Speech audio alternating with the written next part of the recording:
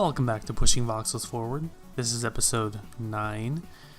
In front of me I have our windy terrain from last episode, but I tweaked the parameters a little bit just to give it a little bit more of an interesting look. And if we zoom out, it looks really cool, I think. It kind of reminds me of the Julia fractal, the Julia bulb, or the Mandel bulb, Mandelbrot bulb, whatever it is, because it's got these kind of like stringy lines in it. So we're only at a depth of 20 here and a sub resolution of 7 because it takes a very long time to extract anything above that. It took almost a minute here, and that kind of brings me to what I want to do next, which is implement some sort of multi-threading. But before I do that, I just want to kind of review a couple of things because in the last episode it was more of a showcase more than anything. I also want to turn on the wireframe real quick, and if you notice, the quality is actually pretty good. That's because I've added experimental Laplacian smoothing within a chunk, and overall, I mean, it makes a little bit of difference. I'll kind of get back to that in just a second, but more importantly, exciting news, I have fixed the plus equals minus cube table. For the most part, it's like 99.9% fixed, and it allows for flat shading and backface culling. So if we go in here, no longer do we see the back faces. It's actually invisible, so we're only rendering about half the triangles now, and it allows for flat shading. Right now we're doing screen space normals. I actually didn't even know that you could calculate screen space normals up until I somehow found it online, and it's pretty cool. We can actually toggle the smooth shading on and off on the debug interface over here. They are a little bit brighter, or the mesh is brighter if you use a smooth shading, and that's just because of the way that screen space normals work. And of course we can still do the wireframe and everything else as well. I just wanted to show this real quick because I think it looks really cool. Just the massive increase of detail right around this area, especially with the generally much higher quality compared to the rest. So for the rest of this episode, we're pretty much going to be looking into the code and everything that I've added in the last episode and up until this point. So right off the bat, let's look at T hierarchy, which is our tetrahedral hierarchy. There are a couple groups here. First we have just kind of our main things like the size, how many leaves we have, the vertex count, a primitive count, and just like some debug stuff like the last extract time. Then we've got our 6 top level tetrahedra. We keep track of the first and last leaves, and then we also keep track of the diamonds, and that was actually really fun to implement. I'll get to that later.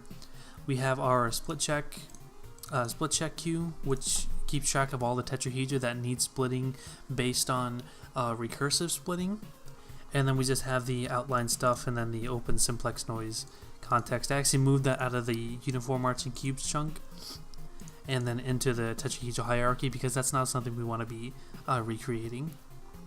The initialization code for the hierarchy is pretty simple. It's just resetting and setting all of these variables here. Resets the split queue, initializes the diamond storage, and then creates a top level tetrahedra. The diamond storage is pretty much just a hash map. I use a really simple template or generic C hash map library. It's actually really cool, and I do recommend it. There's like a couple things that I would change if I were to do it myself, but honestly it doesn't really make that much of a difference, especially because the creating and managing the hierarchy itself is really not that complicated. It's the actual extraction of the leaf nodes. But yeah, we call that tvec3 dictionary, which is our diamond storage, and then we also use a memory pool to allocate the tetrahedra, and that's where all of our tetrahedra get stored. We don't want to use malloc or allocate on the heap for every individual tetrahedron. We want to just allocate on the heap as little as possible and just keep track of a pool, because tetrahedra, while they're not expensive, there are a lot of them and they get destroyed and created a lot, and so we want to avoid that as much as possible. That's one of the key things to keeping this fast. A little bit of terminology real quick, just in case you're confused. A diamond is basically a cluster of tetrahedra that all share the same edge. So every tetrahedron is going to be a part of 6 diamonds, because it's one for every edge, unless it's a top level or a boundary tetrahedron, because there's not going to be a neighboring tetrahedron on the other side if it's on one of the cube faces.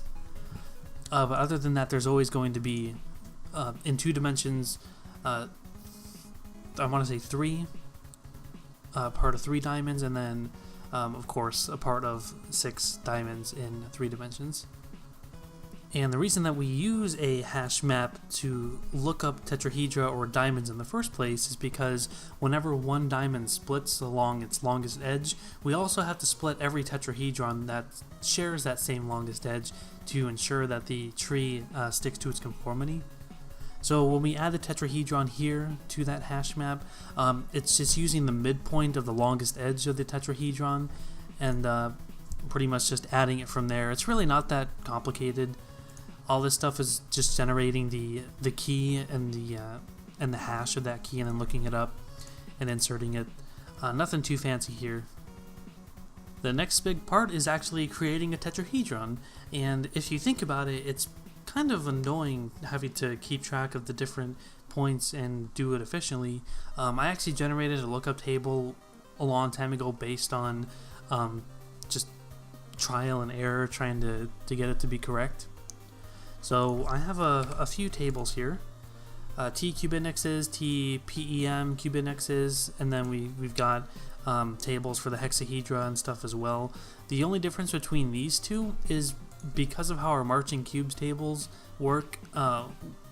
One uses different offsets for each, or different corner indexes. We have to adjust the tables accordingly, and it just looks this up based on what we have.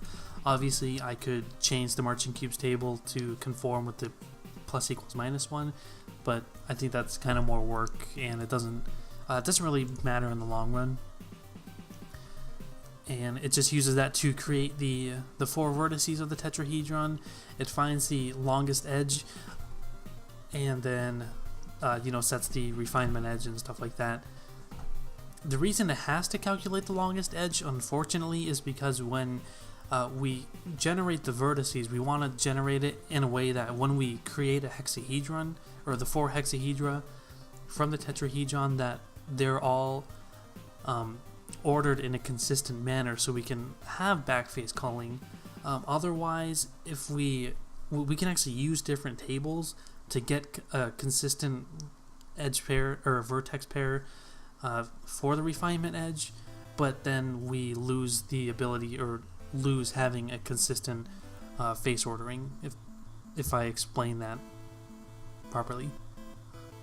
If we're ever initializing a child tetrahedron, it's pretty much the same, but it is a little bit different. We have to take into account the midpoint vertex of the refinement edge, and that's just what this does. Otherwise, it's identical. And the split code is right here. It's simple. It just creates both of the children, and then adds a tetrahedron to the pool of tetrahedra, and then also to its respective diamonds. The rest of the code is just creating the outline lines if we want to view the tree. That's where this comes from. And then we have our extract stuff. I'll get to that in just a second. I want to just stick to the tree and the conformity stuff. Once the 6 top-level tetrahedra have been created, it calls a function called split first, which checks all the 6 tetrahedra, sees if they need to be split, and then it will split all the tetrahedra in the diamond sharing the refinement edge. Checking if it needs splitting is really simple. It's just a distance-based function.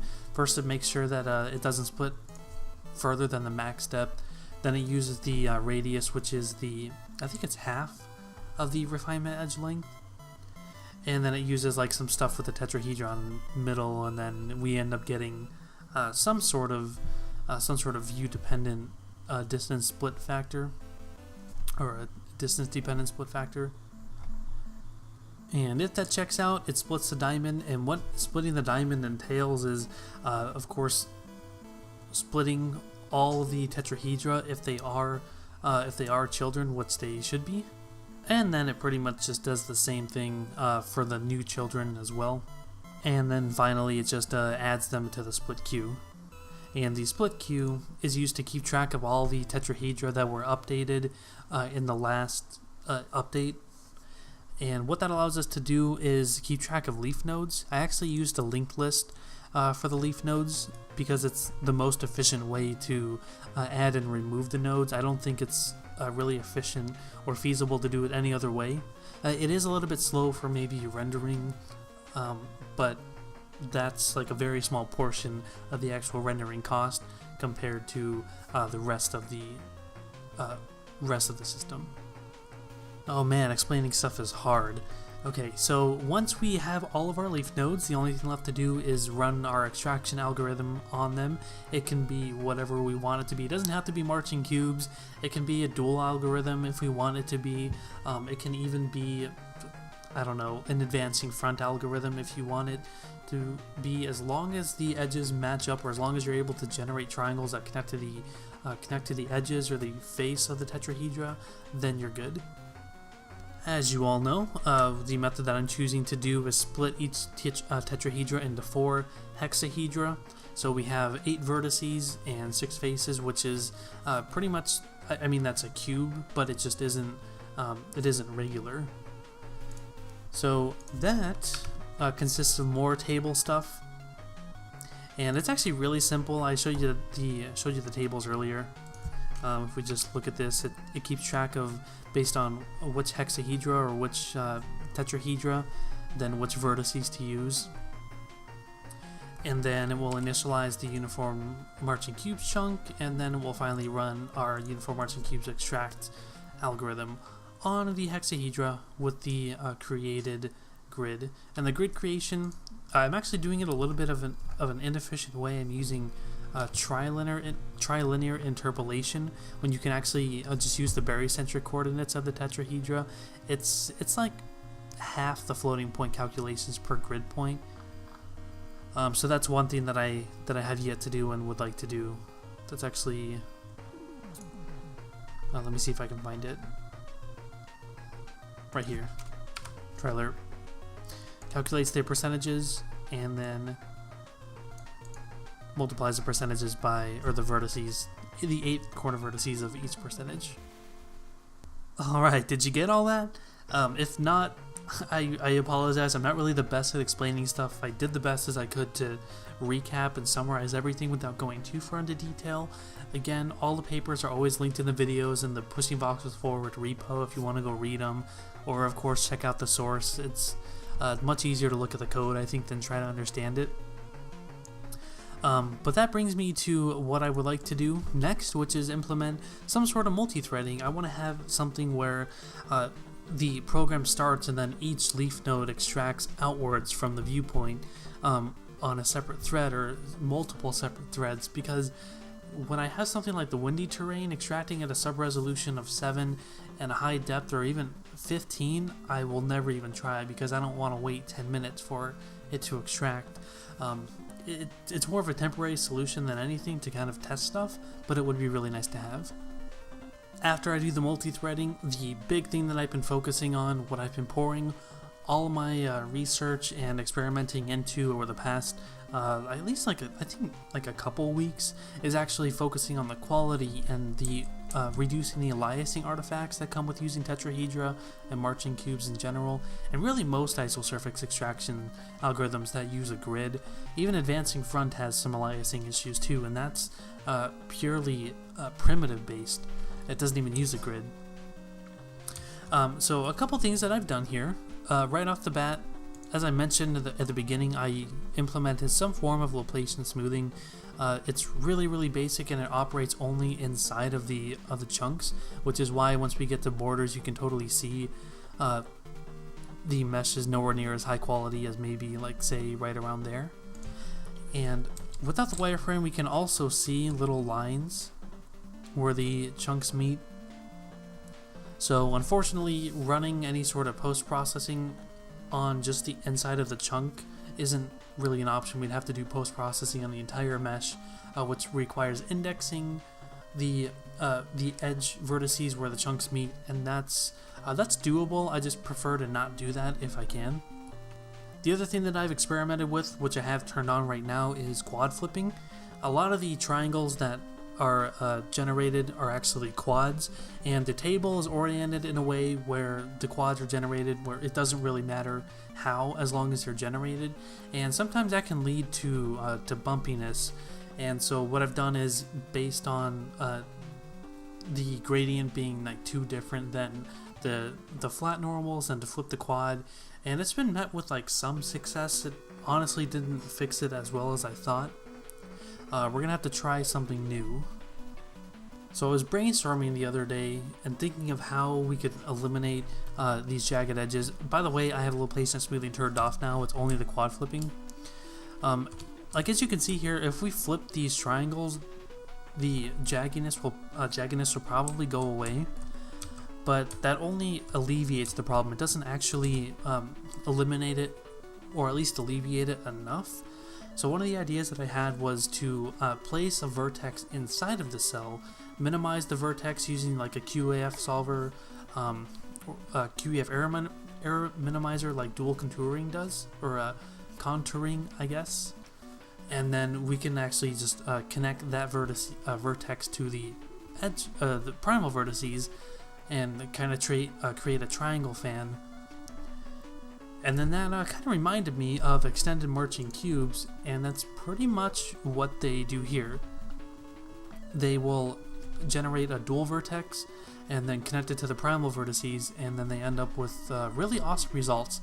So not only will this help eliminate jaggedness, as we can see in this picture here, but it will also give us sharp features. So it kills two birds with one stone. It's pretty easy to implement. I haven't done it, but the paper seems simple enough. The only downside is it might introduce cell dependency, depending on how we do it. If we just place a vertex in the middle of a triangle or a middle of a quad, no matter what, I'm pretty sure we'll be able to get away with it at the cost of more triangles. But I'm honestly not too sure. It's just one of those things that we'll have to play around with. By the way, if you're curious, the paper is not called Extended Marching Cubes. It's called Feature Sensitive Surface Extraction from Volume Data. I think this actually came out, I want to say before dual contouring did. Although it proposes pretty much the same way of minimizing the dual vertex using Hermite data. So the credit to that solution actually goes to this and not dual contouring. So pretty much what we'll end up with if we do resort to using this method, which I'm going to at least try, is a hybrid of dual contouring, I'm just so used to saying contouring, and marching cubes. So it'll be really interesting to see. Well guys, that's going to have to do it for this episode. Thank you as always so much for watching. I really do appreciate it and sticking with me this far. I've actually been gaining a lot of new subscribers on YouTube. That's pretty cool. I hope people are finding the series interesting and learning a lot. Next couple episodes, we're hopefully going to be seeing some major changes and big improvements. I'm excited. Hopefully you guys are too. Be sure to check out Voxel Space if you haven't already. Thank you all for watching again. I'll see you next time.